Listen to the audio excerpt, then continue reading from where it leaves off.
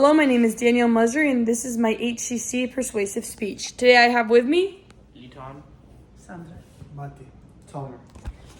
Okay. I'm going to start now.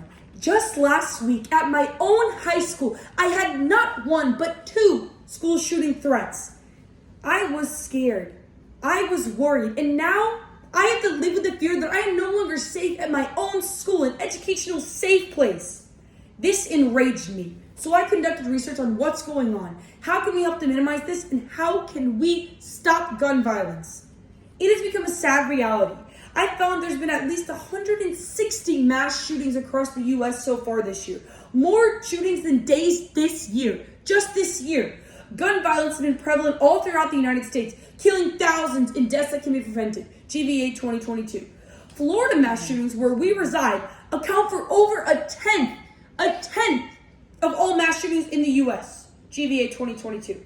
Minimizing deaths, gun legislation must be put in place to stop these sickening trends and save lives. It is up, especially to Generation Z, to fight and advocate for this. Now, let's go into the true severity of this issue and what exactly can we do to stop this. I found that in 67 out of 142 reported mass shootings in the U.S. since 1982, the shooter displayed prior signs of mental illness. A prevalent factor that must be accounted for, mental illnesses. As especially in this generation, mental illnesses become more prominent, we must account for, especially when looking at gun legislation. We must require a mental health evaluation before an individual purchases a gun. This will show that they are mentally sane enough to maintain a firearm and prevent some shootings. Let's look back at the 2017 shooting at Stoneman Douglas in Florida. The shooter displayed a variety of mental health signs all throughout its childhood and academic career. However, when he purchased a firearm, he was simply asked one question about his mental health, whereas clearly he passed because one question is not representative of someone's mental health. This could be prevented if we required a mental health evaluation to determine if the shooter was fit enough to even maintain a firearm in the first place. And who knows if that shooting still would have happened if this legislation was in place. One question is simply not enough, and the mental health process must be more extensive.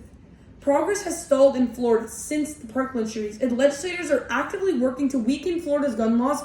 Florida lacks many key gun laws that other states have that Florida does not, that are critical to gun violence protection. GDA 2023. Mental health is becoming a more prominent issue and plays a more heavy role in gun violence as we progress. And these screenings are vital, as one life saved is one life saved, and it is an impact of gun violence. We must fight for this one life, no matter how much of an impact it brings. Moving on to another major problem regarding gun violence that we must change.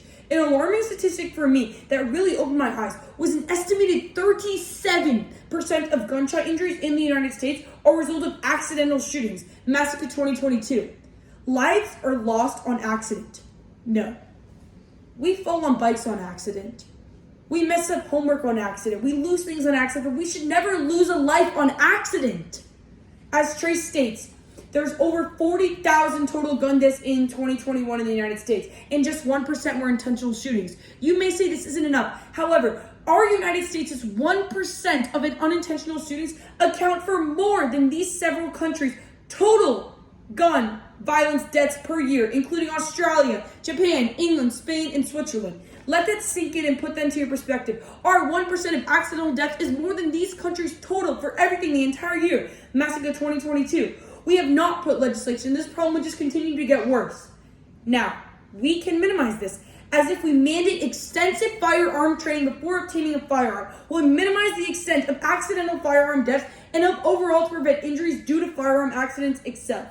Before we get on a bike, we start with training wheels, and we must do this when we obtain guns. We must train before we have the ability to have an item that can take away someone's life. Researchers recommend gun safety, as a 2022 university study on Maryland shows that this extensive training will minimize gun violence, especially in high-risk communities.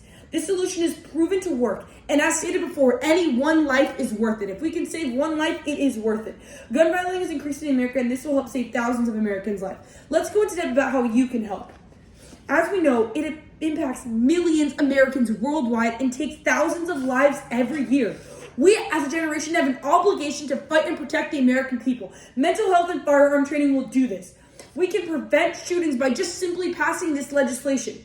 Now, as mass shootings grow every year, increase 6% from 2022, GVA finds that you probably aren't in the House of Legislators. However, you can help. I ask you to write letters to your representative and urge them to introduce this bill. Sign petitions online that advocate for gun reform laws. If you are a student, get involved in organizations such as Students Demand Action to educate your friends and encourage them to do the same. Thank you.